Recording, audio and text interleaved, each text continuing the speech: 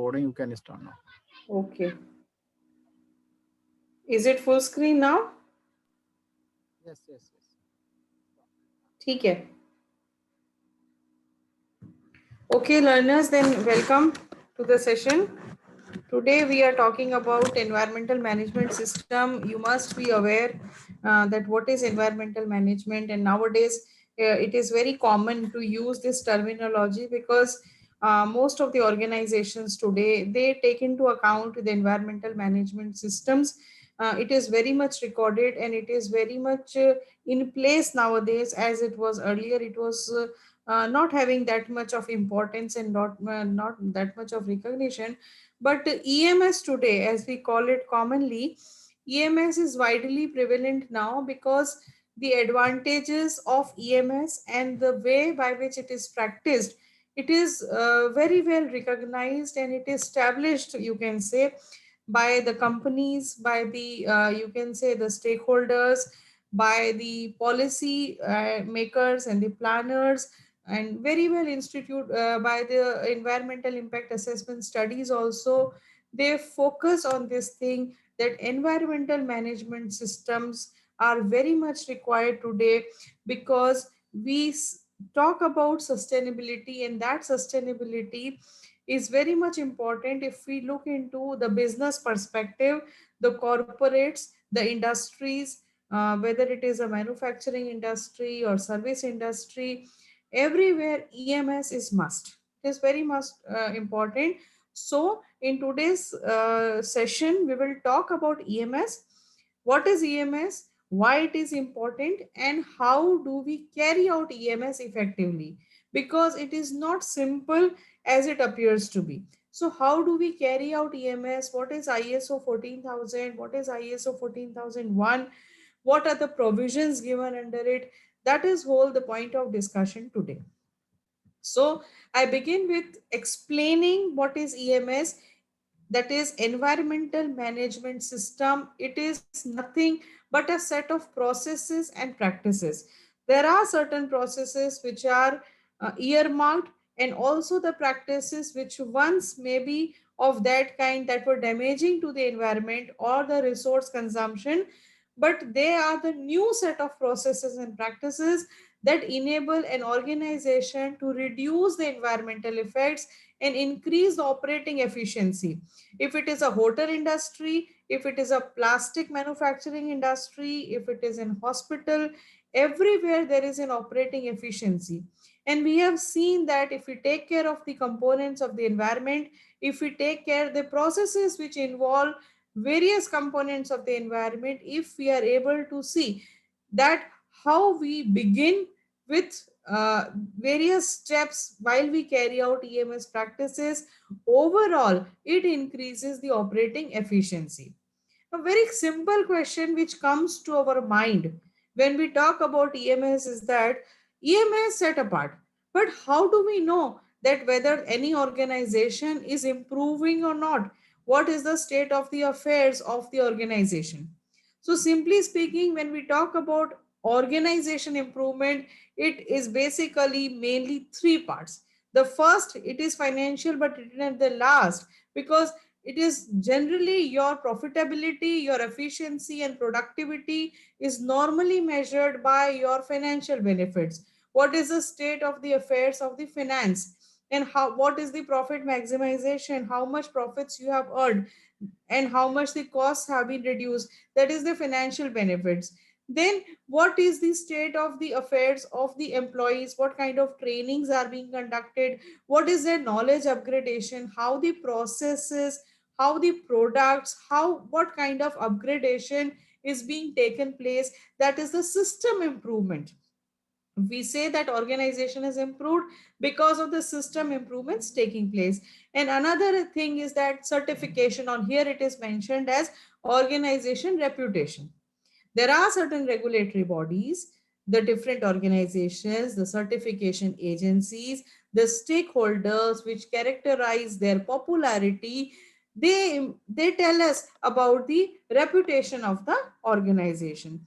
So in this way, this is some of the general parameters of saying that what how the organizations have improved themselves in the last few years. So bringing it back to the concept of EMS, now we have to check that when we put environmental management practices in place, when we take measures and processes in such way that we see how the resources are consumed, how we are able to reduce our footprint in terms of environmental degradation, does organization improvement count here? So let us have a brief, where has it started? When you talk about environmental management, there was a time in from 1990 to 94 when we talked about compliance management. At this time there were certain departments who were set aside to look into the environmental affairs of any organization, and these environmental departments in those organizations, they took care of the issues related to the environments, and very peculiar, very pertinent according to the certain industry. Okay, so here the whole organization per se is not involved, but a certain department is earmarked to look into the affairs. Then from 1994 to 1998, there was environmental management system was put in place, and therefore it began a kind of an organized way of looking into the environmental impact of an industry, where it was a kind of a very detailed study, you can say very you can say documentation and organization of the data to see what are the resources are being consumed, what are the kind of the energy that is being consumed, and the different parameters into this. Then from 1998 to 2002, environmental information management systems came into place, and here we were taking use and we were taking help of the various web-based systems. For examples, remote sensings and integration of the different systems. For example, data sciences came into use, different types of approaches like human ecology approach, popular political ecology approach. So different approaches and different things came into force, and a holistic perspective of the environmental impacts was seen at this time. Then from 2002 to 2006, there were different types of quality tools came into being, whether it is a life cycle assessment, whether it is polluter pays principle, whether it is a different kind of an, you can say, ecosystem, eco labeling, and all these parameters came into being, whereas different type of an approach was inculcated. Then from 2006 to present, we can say that during all these EMS practices, the concept of sustainability that was introduced, because at this time there was a strong realization by the organizations, also by the companies, that unless and until the environmental component is taken care of, the sustainability is a threat. So, to ensure the long term availability of the resources and other things, the sustainability component was introduced, which not only looked at the environmental aspect, but the social and the economic goals and the best practices were used during this time. And it has already started. It is still, we talk more about the sustainable consumption, sustainable production. SDG 12 talks about this. So now we have come to that stage where we talk about the responsible consumption and the responsible production and so on. So the question which arises, that is very common, and it is very well understood up to this stage, that why we need to develop an EMS, why environmental management system is essential naturally to improve the environmental performance. So what is environmental performance? Is that how much of the energy do I use, my organization? What do I do with the waste products that are being generated? Are there any hazardous chemicals being coming out? What do I do with it? What kind of resources I am taking in? What is the water management? So that is all the environmental performance. Then, to improve the environmental sustainability, to enhance compliance with environmental regulations, to prevent pollution and conserve natural resources, to mitigate environmental risk may be, there may be risk of, just now we were talking about the dumping of hazardous waste.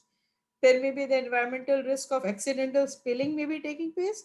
There may be the environmental risk of extraction of the groundwater too much. So to reduce all this environmental risk, then also to attract new customers markets, because environment is a major concern nowadays, because the customers also look into this, they also believe in the fact, and they also look for the products which are eco-friendly, and also to increase the efficiency of the organization. So EMS, these are some of the common points, why we develop EMS. So it is essential. The points clearly indicate that it is essential for the organization also, but also it is essential for the customers also, who are going to use that product, or who are going to use those services. Then similarly, if you talk about the advantages, how does it help me, how does it help the organization? Because it gives an holistic approach to environmental impacts, you can say. And what is the holistic approach means? When you say that, if any organization, we were talking that sustainability component, so welfare of the employees, taking care of the good working conditions, socially, whether we are able to see that environmentally degrading processes, they are not in place, how the people have been rehabilitated, if at all it occurs, by establishing an industry. So this is a kind of an holistic approach to environmental impacts. Also, it helps to focus on critical issues and processes. We have seen that, you must be knowing that in 2006, the Greenpeace organization, that put a question mark on McDonald's hamburger, which used the chicken, and that for the growth of that chicken, the soybean crops, they were grown, and they destroyed the Amazon forest. So there's a clear cut linkages happening here. So these are some of the critical issues where use or consumption of a fast food, how it leads to degradation and destruction of the Amazon forest, is very important and a very critical issue which needs to be studied in detail. So also it is advantageous to look into those issues. Then also it is important to use time tested and well developed approaches. EIA, SIA, these are the well studied and well tested approaches. So when you study EMS, we are also able to use these approaches in our studies, in our processes, and also establishing harmony relationship with the regulators. Who are the regulators? The financial investors are the regulators, the stakeholders are the regulators, the governing bodies are the regulators. So in this way, EMS offers a complete package wherein all the players have a part. So the regulators who are investing, the employees who are working, the environment which is giving the natural resources, everywhere we can see that every individual and every stakeholder has a role, and therefore in a nutshell it becomes an advantageous for every individual. And there are economic benefits also, because most of the times it is believed that whenever we talk about the environment management systems, or taking care of the environment by so and so measures, it may not be lucrative, or in other words, it may cost more. However, there are economic benefits also, which the organizations have started realizing now. Because earlier it was believed that if you go for eco friendly products or organic foods, it will cost more. But yeah, altogether today, it is clear cut indication that it improves the image of the organization to the some extent. It reduces the environment related costs, because the long term costs are more when we go for the haphazard and unsustainable means of utilizing the resources of nature. It also gives access to new customers and improves savings in the long run. So we can say it is a sustainable model of going with environmental management systems, which are well planned, well recorded, well documented, and ultimately well implemented. That is something which is very important in case of EMS, because EMS generally follows a top down support. The support is required from the top, but bottom up involvement is also critically important. So the inclusion of the employees, the workers, the customers, the society people, everybody has a role in this. And it comes from the bottom up involvement and top down support. Together, these two build up an effective environmental management system. There are different elements because, as I said earlier, also, it is not so simple as it appears to be.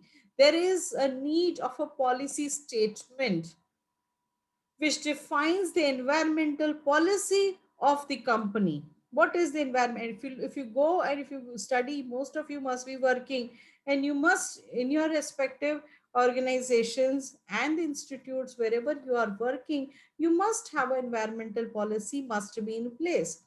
Then after that, identification of significant environmental impact in the different components of the environment, maybe soil, water, nearby land, or pollution, or whatever. Then development of objectives and targets. A clear cut distinction between environmental objectives and environmental targets must be clear. What is environmental objective? The objective of environmental objective of my um, organization or my industry may be to reduce the hazardous waste generation. But the target will be more specific, that I want to reduce it by 20% during 12 months. So objectives are broader. Objectives may be to minimize the generation of the waste, or objective may be to use a recycled paper more and more, but the target is more specific, which indicates in terms of the measurement and percentage, by what percentage the recycled paper will be used more. So these types of development and objectives and targets is very critical, because when we go for EMS, it is essential to know what is the environmental impact and what can be the objectives and the targets specifically. Implementation and then training, which is very important. Training of all those who are involved in the process, or all those who are involved in the product manufacture or the delivery services, whatever be the kind of the industry and the organization. So these are some of the common elements of EMS. But however, it has got several phases. How does it begin, and how what role comes then in different stages and different phases? So the first stage is, as we were talking, it is the initial environmental analysis phase, where the entire analysis of the particular system, the particular organization or the industry is being conducted with the help of the experts, maybe. Then environmental policy, we just talked about it, the planning, implementation, checking, taking the corrective actions, and the management review. Now, first comes the environmental analysis. How do we go for the analysis? So it looks into the verification of the related environmental regulations: Air Act, Water Act, Forest Act, Wildlife Act. Different types of environmental acts are there. Looking into our area and our concern, we check that what are the related environmental regulations, what are the provisions under it, and how we are violating or not violating the particular regulations. Then evaluation of the environmental aspect of site is generally a part of the EIA studies only, where we look at what are the working conditions, what is the availability, what is water, what is the location, what is the topography, what is the soil type, what is the people who are living there, what is the population, and who all are the affected, who are or will be affected if it is so.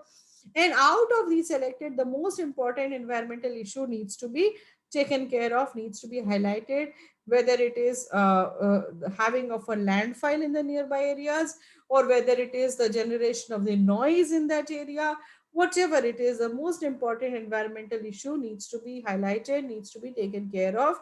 And after that, analysis of the organization procedures and information about environmental training, information to the workers. So this is the set of the initial work that we have to do with regards to the development of EMS of any organization or factory or industry or institute we are going to have. After the analysis, now again this also again explains whatever we have studied just now. that you define the aspect and you see what factors are under our control, what factors are not under our control, then what environmental factors are related to each other, how we can mitigate the environmental effects, and also we have to see what is the significance of these impacts. If it is a building of an ecological, if it is disturbing the hydrology of that region, if it is a threat to the wildlife in that region. So we have to check with the help of experts again that how these impacts are significant or not. So again, then it comes that environmental policy, which has a component of compliance, improvement, and prevention. With the help of these three pillars, the environmental policy of any a company comes into existence. Then how do we create the environmental policy? We were talking about it. This is PDCA model, in which P is planning, do is doing, and C is checking, and act is management, and ISO 14001 audit. So when you talk about planning, you plan about the environmental aspect, the legal and other requirements, objectives we were talking just now, targets, programs. Then what is do? That is D, that is resources, responsibilities, authority, competence, training, awareness of the employees and the customers, the related stakeholders, communication, documentation, operational control, and also it is very critical to have a kind of an emergency preparedness and response, because nowadays it is very unlikely that such type of things will not happen.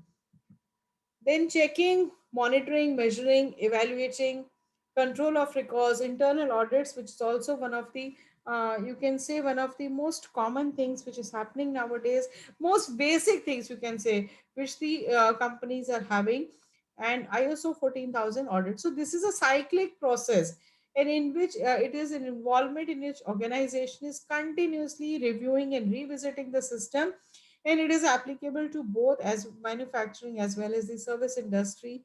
This PDCA model, by virtue of which we see that how the environmental policy comes into existence, which is the you can say the basic of the EMS to work. Then comes the stage of the planning, because after you have the policy at the place, you go for the identification, the environmental aspect, the different organization activities, assessment, identification of the regulation, laws, objectives, targets, how you are going to address those impacts. Because once you know what are the impacts, likely impacts, then you get into the planning phase, where we see that how these impacts can be minimized and what actions need to be taken. And here comes a stage of implementation, where clear cut definition of the responsibilities and roles of employees is taken in into environmental policy implementation. Training of the workers, managers at all levels is very much required, so that everybody is involved.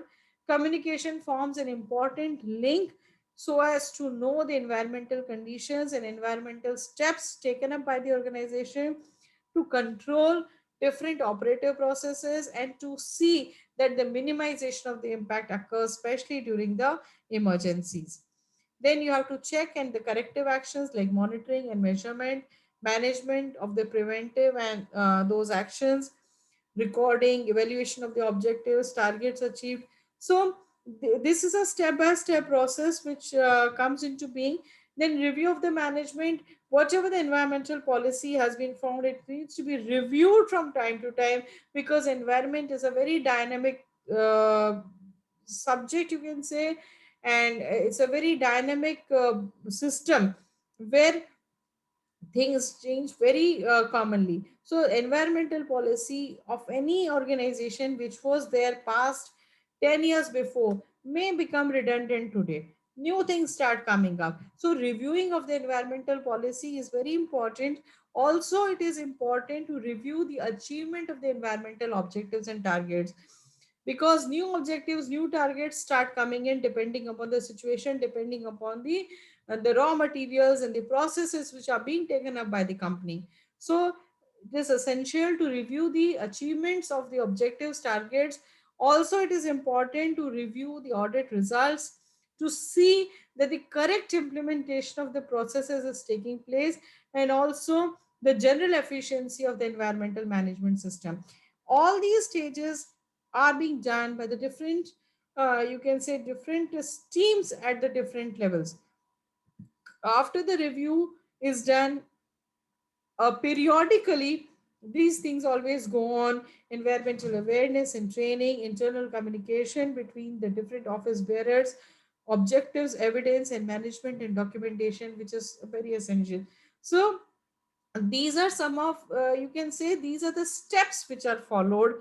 Maybe or may not be some step not required by any company. It all depends upon the type of the organization, the type of the company, small scale, large scale, whether it is manufacturing, whether it is service industry, whether it is there in the rural areas, whether it is there in the urban areas. These are some of the basics. However, may or may not be some of these phases, some of these steps may not be required by different organizations and companies. However, major areas, when you go for environmental management systems, these are some of the major areas. But apart from that, there are certain things which are very common. These are all voluntary things. We spoke about it, we were discussing about environmental management systems. Environmental auditing has to be regularly done. It is regularly done. Environmental labeling, again, it is a voluntary means by the companies, by virtue of which they label the products, and give descriptive account of the various life cycle processes. Similarly, environmental performance and evaluation, life cycle assessment for different products, for different sub products, such type of environmental management systems, we can say these are the different components of EMS. You know, any organization, if it is a small scale, may not be taking into the entire environmental management phases just now we spoke about, but they may be going for environmental auditing regularly. They may have eco labels for the different products which they are manufacturing, whether it is organic or not, whether it is eco friendly or not, or whatever. And life cycle assessment. So that all depends upon, but these are some of the major areas which are covered under present day environmental management systems. Now, another important thing is about ISO 14000. You must have known about ISO 14000. It is International Organization for Standardization, and it contains a family. It is actually, it has got lot of 14001, 14015. Likewise, it is a family of voluntary standards and guidance documents. It is prescriptive. It tells us that what should be done, but it doesn't tell how it should be done. So it is a prescriptive model which is given, internationally set up and recognized, to tell you about the continuous improvement approach in achieving and deciding about the proper environmental performance of any organization. So it is a holistic approach which gives you a set of guidelines. It is a standard, and out of this 14001, it is a document which contains the requirements. So it helps to improve the environmental performance of the organizations, because um, first of all, it was set up in 1996. The first edition was in 1996, and after that the second edition came up in 2004. So basically it talks about the continuous improvement in the environmental performances, and also improving the, you can say, role of the employees, also improving the efficiency, profitability, customer satisfaction. These are some of the important tenets of the management systems. So when you talk about the environmental management system, we do not deny the core management principles which are there, but also it is in line with the environmental systems and environmental processes. So that is why it is said that ISO 14000 and the series of the ISO 14000 is focused on management system and not necessarily on the technical requirement. So it doesn't tell about the methods, or industry specific ways to reduce the environmental impact or improve the performance, but it gives a guidelines that what what is desirable, what can be done. It is a continuous process because it goes on and on. So again, this is ISO 14001. It is applicable.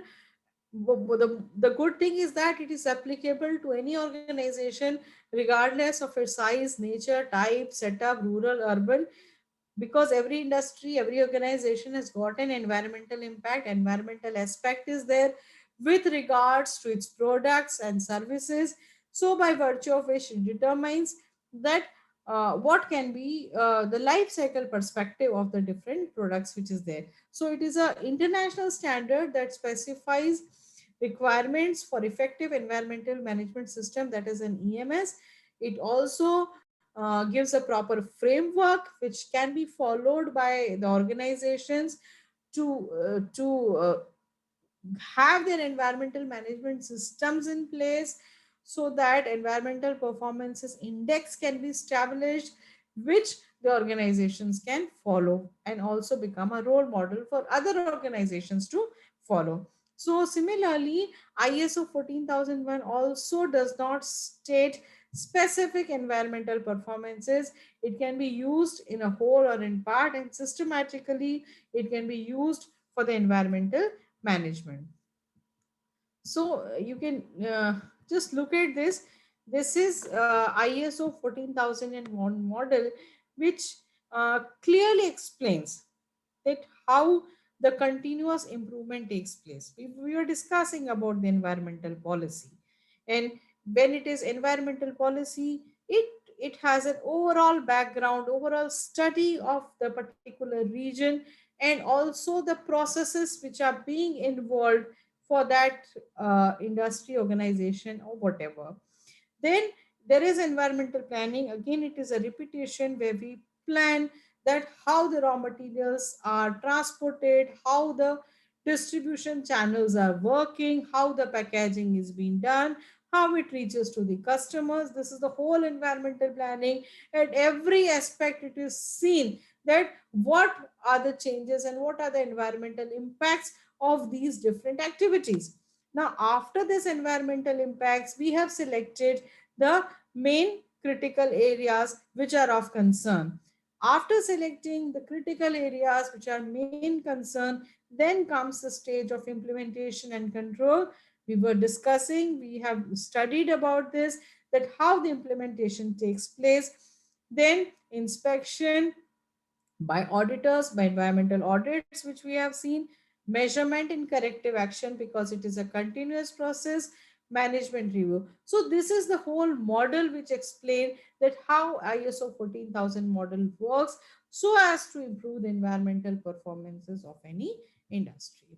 So what are the characteristics? As we know, the characteristics are that it is very comprehensive, means all members of the organizations are part of environment protection activity. So it is not just the, some externals are involved, they come and go, but it requires, and it has a support, and you can say a kind of a cooperation and involvement of all the stakeholders. So it gives a very comprehensive account wherein the roles and the responsibilities of different stakeholders is given clearly specified. Another important thing is that it is proactive. It is not based on the principle of what the environmental effects have taken place. So it is not a kind of a treatment based approach, but it follows a more forward thinking. It is proactive because it foresees the environmental impacts which the industry or the organization may have after 2 years, 3 years, or 5 years, depending upon the scale of the activity. So instead of focusing on the command and control, it relies on the proactiveness. So thinking about the environmental risk involved and taking measures, corrective steps to minimize those risks. It is one of the important aspect of ISO 14000. Similarly, it follows the system approach because it stresses on improving the environmental protection with the help of environmental management system. So it also gives us an indication that how the systems approach work for making EMS in place with the help of the different tools. These are the different tools of EMS: the environmental auditing, life cycle approach, eco labeling. These are the tools by virtue of which the EMS comes into place. So ISO 14001 has a benefits. There are tangible and intangible benefits. Tangible benefits includes that we have always stressed on this point, that whether it is a PDCA cycle for environmental policy framework or whether it is ISO 14001, it is always a continuity of operation. So one of the tangible benefits which is clearly visible about ISO 14001 is that there is continuity of operation. There are clear objectives and targets, clear responsibilities, improved community goodness, this by which can be easily seen. However, there are intangible targets which are more so related to the environment, and they are, you can say, reduced wastage, reduced pollution. There are cost savings, there are reduced penalties, because when you go in line and you there is compliance with the environmental regulations. So these are some of the intangible benefits, and ultimately organizations, although it is voluntary, but 138 countries across the world, they have adopted these ISO procedures. You Thousands of organizations and companies, they have adopted this ISO 14001 certifications they are giving. So it is for the betterment of the organizations, also for their long term survival and sustainability, and it also is good for the customers and the employees also who are working, and ultimately it is good for the environment and sustainability. And another important dimension here is environmental management system and a cleaner production, because a management system creates opportunities. You must have heard about the cleaner production. So cleaner production is minimizing the environmental pollution, minimizing the environmental waste products generation, and economic benefits also which can be obtained by the cleaner production, because one without the other is not sustainable. Because there is a clear cut linkages and clear cut relationship between EMS happening at one end and the cleaner production taking it place. So both complement each other. With EMS, the cleaner production is quite possible, and when we have the cleaner production, the EMS systems are already in place. There are economic benefits of the cleaner production. It helps to reduce the cost of energy, water, raw material, deposition of the waste, process, procedures, financing, product responsibility. Again, there is, you can say, why economic benefits. Or at one hand, the economic benefits is there because it helps to reduce so many costs which are linked to the resources and the energy usages and so on. But also, it increases the flexibility in the prices, improves the relationship with the clients, more access to the market, and improvement in the services. So by virtue of which, by all this, we have seen that whether it is EMS or ISO or cleaner production technologies, they have the economic benefits also. And here it is very much essential to break that notion that environmental protection measures and environmental conservation measures go against the economy, and we have to be at loss when we go for such measures and when we implement environment management systems in our organizations. So while concluding, it is only needful to share that environmental management system, again, it is a voluntary addition. It is not mandatory, but it is a useful tool that the organizations use to improve the environmental performances and to respect the sustainable development principles. One thing which must be coming to your mind, and everybody always thinks that why, if they are so useful, if they are so forward looking and so proactive, so why is it that it is voluntary, and why we do not make it mandatory? If we make it mandatory for different organizations, then we will be able to reduce environmental impacts, and we will be able to improve the environmental performances. However, it is generally not possible looking into the financial constraints and the regulatory bodies which are governing, that we make it a mandatory kind of a thing, because then it requires a different kind of a setup. And looking into the diversified country like ours, it altogether becomes a challenge when we make such type of measures compulsory or mandatory. However, in spite of being voluntary, it has a social economic advantages. It is for this reason that many organizations nowadays, companies, are coming forward for taking EMS and taking ISO 14000 certification, so as to, number one, to improve their image also, and secondly, they are seeing that it has a sustainability component associated with it. So, and many people come forward for these things. So nowadays, with times to come, it will be taken up more and more by the companies, and we can see a change in the environmental performances in the times to come, with the help of proper and sound EMS in place.